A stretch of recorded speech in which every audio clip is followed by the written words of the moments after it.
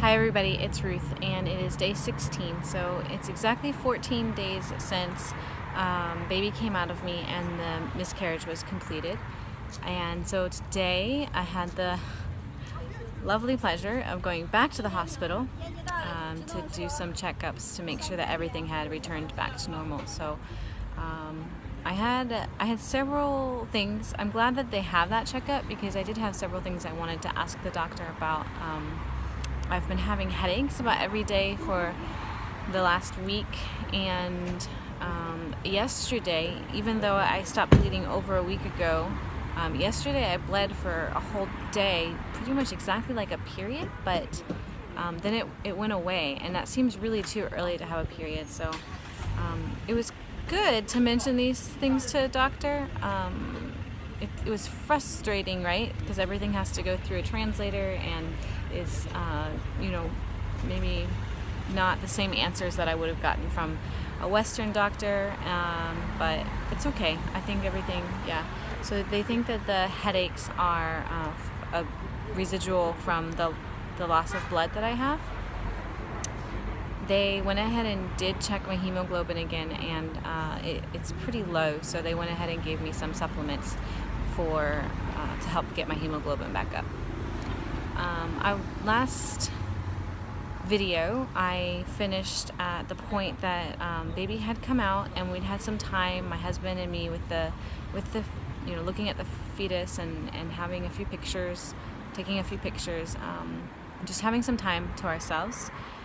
And then I went back to the bed and I rested, and I called the nurses and the doctor to let them know that it had happened. So they come in and I'm like, I've bled a lot, and they're like, okay, and I said, there's everything's in the bathroom, here's the baby, we put it in a box. They're like, okay, and then they go to the bathroom like, oh, and in Chinese they say, you did bleed a lot. And so they start looking through everything, and then they come back to me and they said, there's no placenta in in what came out of you. So I'm like, how is that possible? All of that stuff came out and there's no placenta. Are you sure? And they said, yeah, we're sure. There's no placenta. So I was a bit disappointed by this. I had been really relieved that the medicine had seemed to work, and the miscarriage, without having to do the second medicine and without having to do the D&C, I thought everything was okay at this point. But yeah, I continued to bleed, and they were certain that there was no placenta, which meant the placenta was still inside of me. So they did try to manually remove it.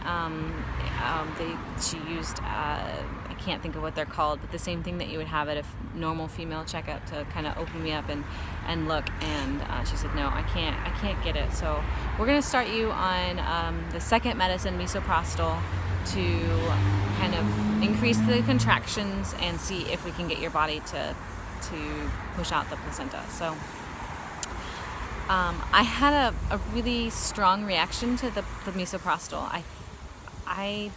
Everybody's body is very different, but I seem to react very strongly, very quickly. So standardly, the medicine takes about 2 hours to kind of peak, it sounds like, from everything that I read. And within just maybe 15 minutes, I was having a bunch of side effects. So my hands started itching really badly, which was not fun. And I called them in. They're like, that's strange. Let us know if it gets worse.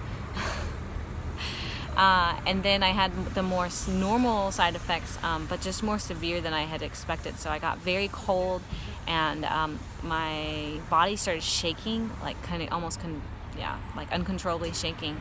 And the contractions became quite frequent. So whereas they had been about every 3 to 4 minutes, they were now about every minute. I was pretty much in constant pain, very, very uncomfortable. So this went on for about 45 minutes, and the placenta still didn't come out, and I was still losing a lot of blood. And so, like, you're gonna need to do the D&C. And I said, I don't want to do the D&C. I don't know why, but I had a lot of fear wrapped up in the idea of having a D&C. And so that was kind of, I had told a bunch of people, like, everybody said, oh, we're praying for you. I said, could you please pray that I don't have to have the D&C? I don't know why, but I'm really afraid of it. So they brought in the anesthesiologist, and he was really great, and I asked him all these questions and was like, can we please wait? We just started this medicine. Can we please wait? Can we please wait? He said, well, I'll talk to your doctor. So the doctor comes in, she checks me, and she says, you're still bleeding really, really heavily. You need to do the DNC. And the anesthesiologist said, it's not an emergency yet. It's becoming an emergency.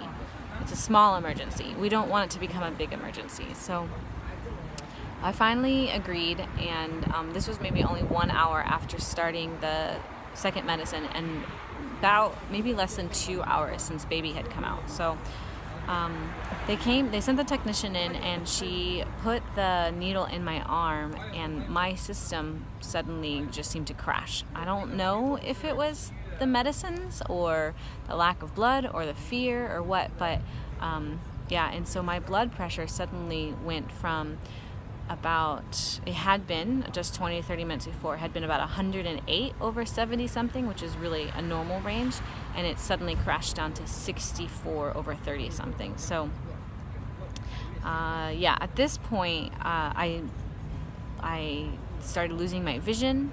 I thought I was going to throw up, and I felt myself beginning to pass out. So that was not fun, and that was when it started becoming scary. And so I said, all right, I was really afraid of the DNC, but this is scarier. So please, do whatever you need to do at this point. So the procedure takes about 20 minutes. After they get you down into the surgery room. What a DNC is it's considered a surgery.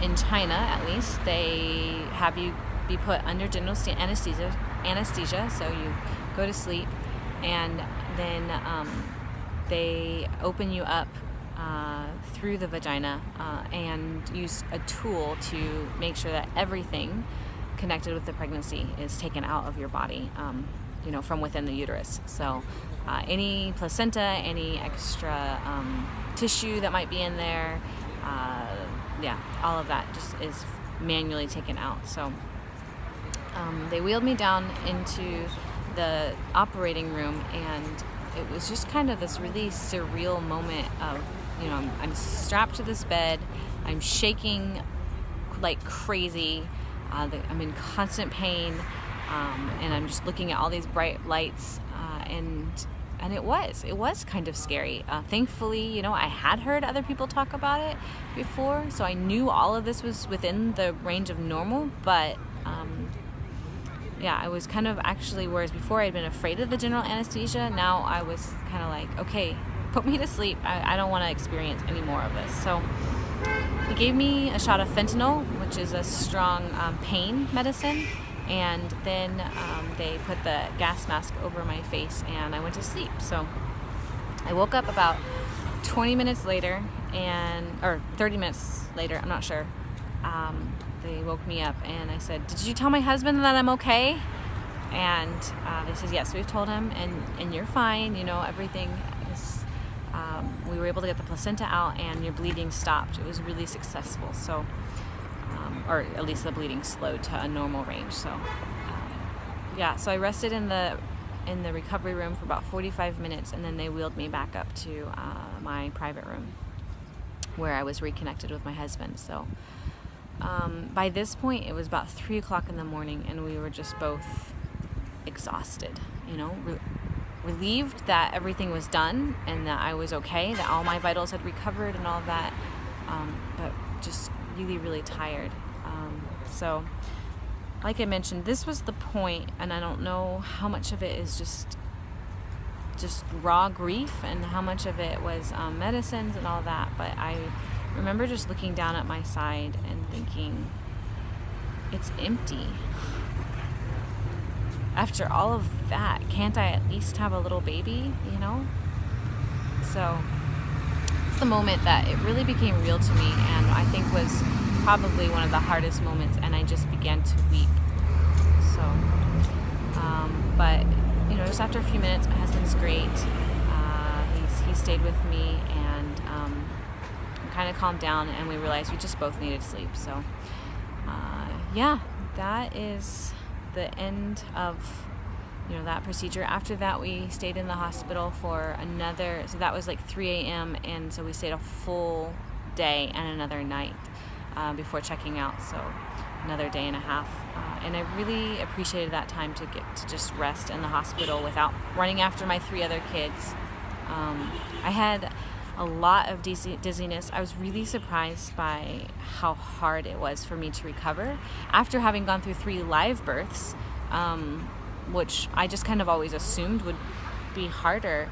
I couldn't believe how physically dizzy and exhausted and tired I was, and so I was basically on bed rest for the next several days and just had to be really careful. But it's now just over 2 weeks later. I'm feeling mostly normal except for the headaches I mentioned, and I'm able to be out and about, but I still take naps every day. So yeah, thanks for watching, and that is my story. Thanks.